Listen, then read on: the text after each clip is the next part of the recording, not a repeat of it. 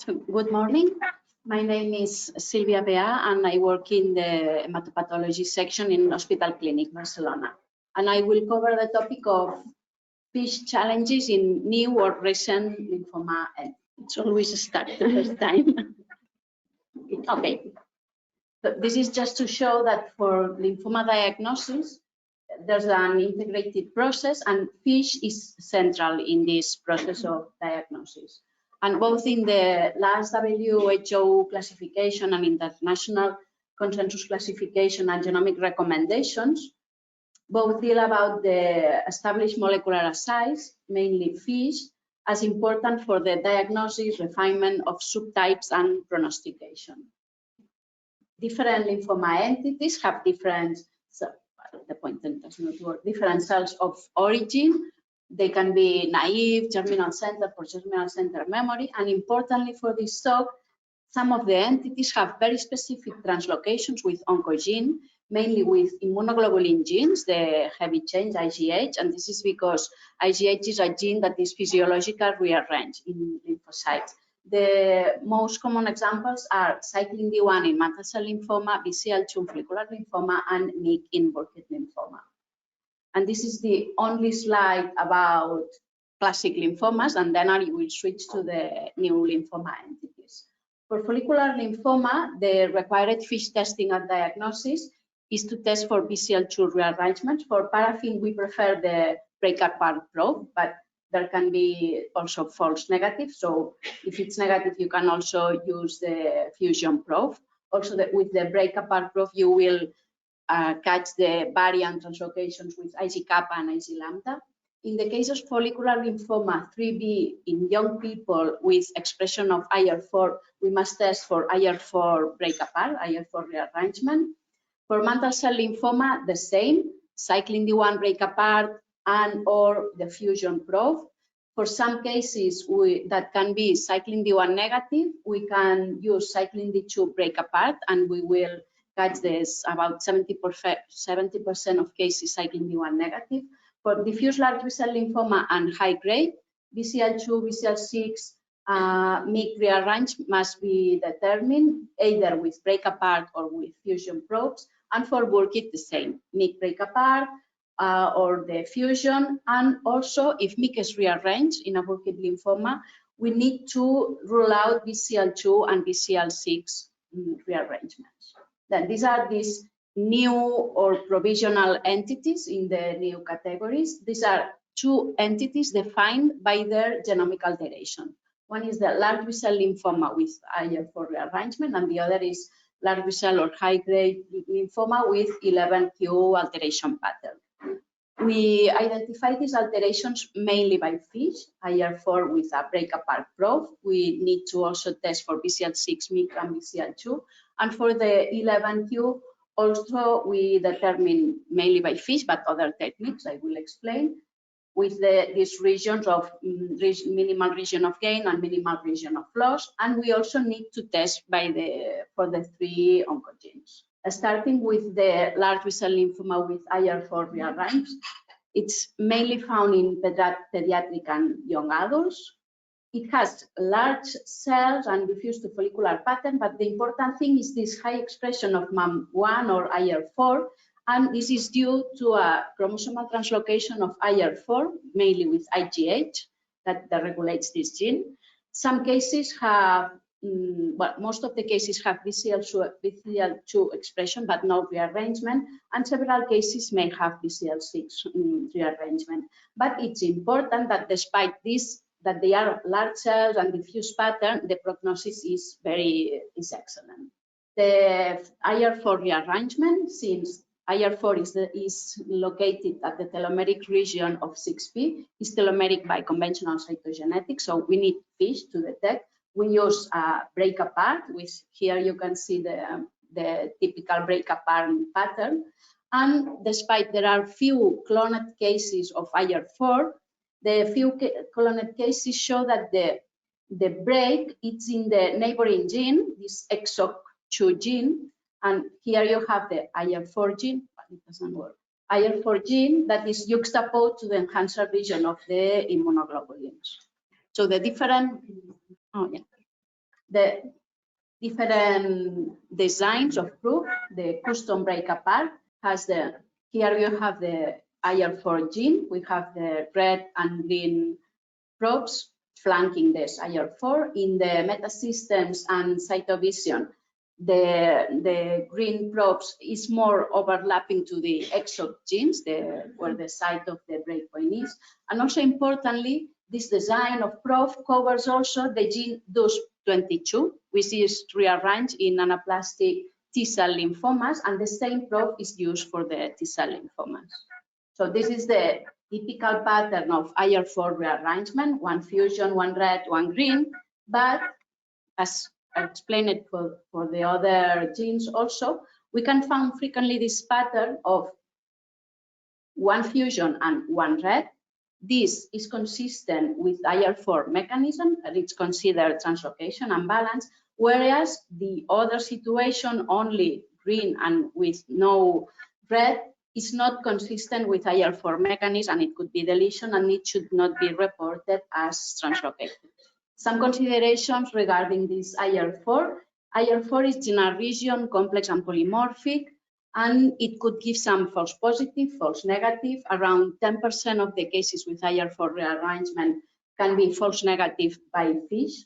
The partner is usually IgH. Only occasional cases with Ig kappa and lambda have been identified. Also one non-Ig detected by RNA sequencing. And here we don't have the option to use the commercial fusion probe because IgH-IR4 fusion is not commercial. I think that in Ulm they have one probe that mainly I think they have 8 bags covering this region, and many cases were false negative even using this probe. And another option that we have is if we do NGS or sequencing, the presence of mutations in this region of the gene, 2 or more mutations due to aberrant somatic hypermutation, may be used as a surrogate marker of IR4 translocation. And IR4 rearrangement is very specific of this entity, but it's not exclusive. It can also be found in large B-cell lymphomas with BCL2 rearrangement, and this is very important, the need of integrated diagnosis. I think I have put 2 or 3 examples. This is an example with the inherent problems of the paraffin. This is an expected break apart pattern. You see green and red. This is another case with 1 or 2 colocalizations and 1 or 2 red. So loss of the green signal. You see this, these large cells, and also this is the same case. Many cells with only the red. So we said that this pattern is consistent with the rearrangement. And this is another case also with 1 colocalization and 1 red consistent with the rearrangement. Now moving to the large B-cell lymphoma or high grade with 11q aberration. It's also a low frequency lymphoma. It's seen in children and young adults. The morphology is from Burkitt-like to DLBCL, and importantly, they look like Burkitt lymphoma, but they lack the MYC rearrangement.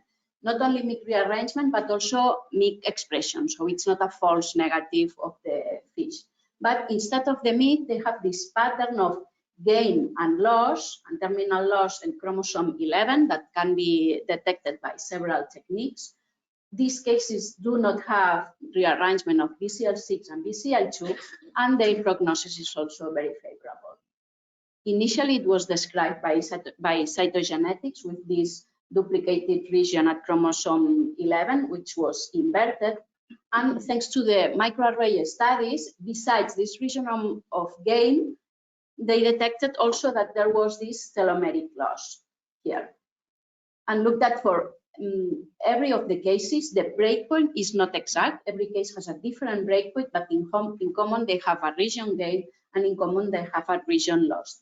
Some cases, like this one, also only have the terminal loss, but not the gain.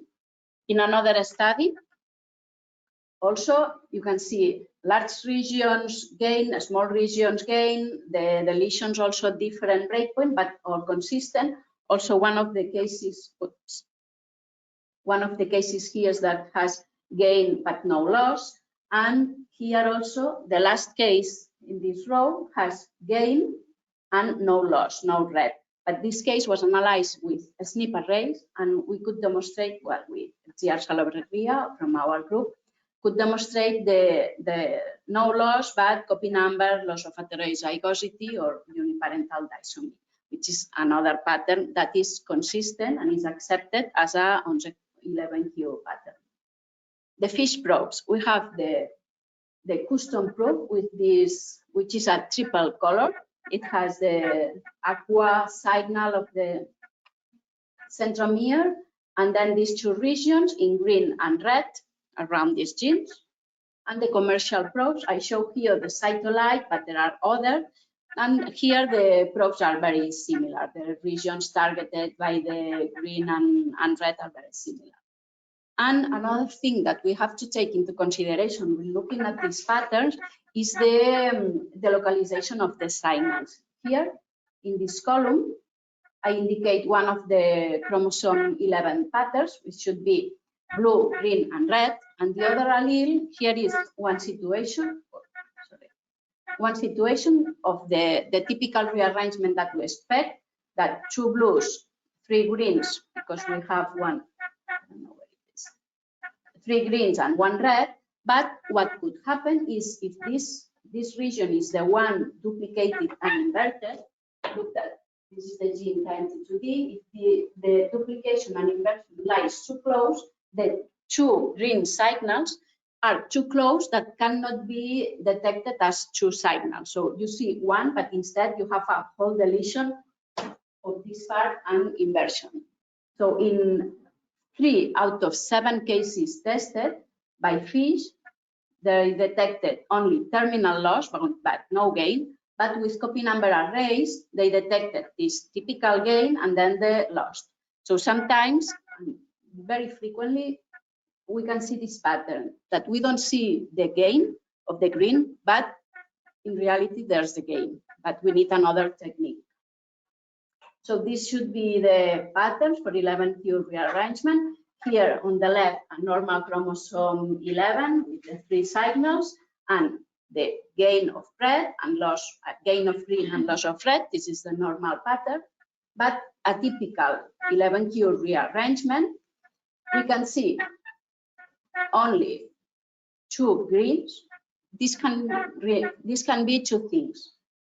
There's no gain, we only have loss, and this is an accepted pattern of 11q.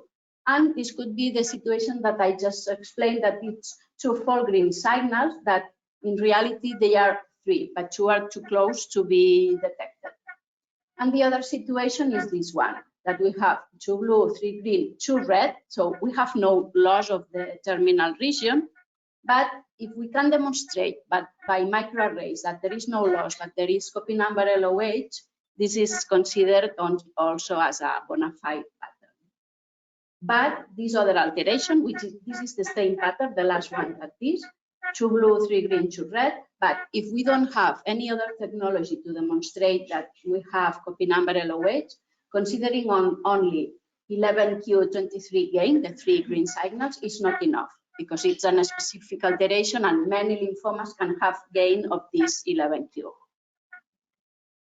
So the fish considerations for this alteration is that we need to perform fish for 11q alteration in all MYC negative cases with a Burkitt or Burkitt-like morphology, and be aware that these alterations can also be found in some MYC rearranged Burkitt lymphoma and other high-grade lymphoma. So again, need of integrated diagnosis.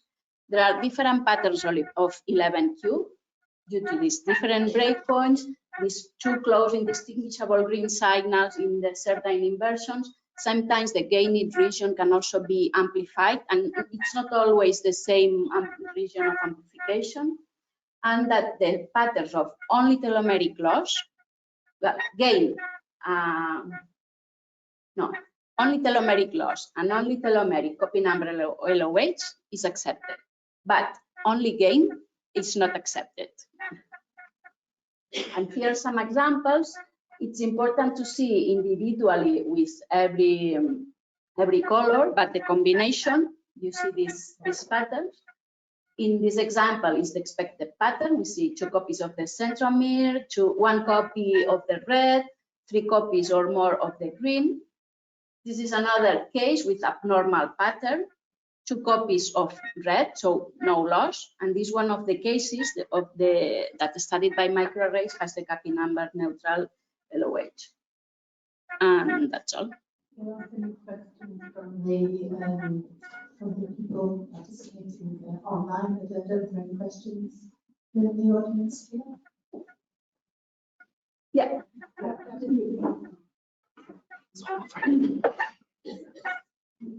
Would you then recommend spread in cases that have again not the loss? Sorry, if I would recommend? Would you recommend doing a spread in cases where Yes. Yes, if possible.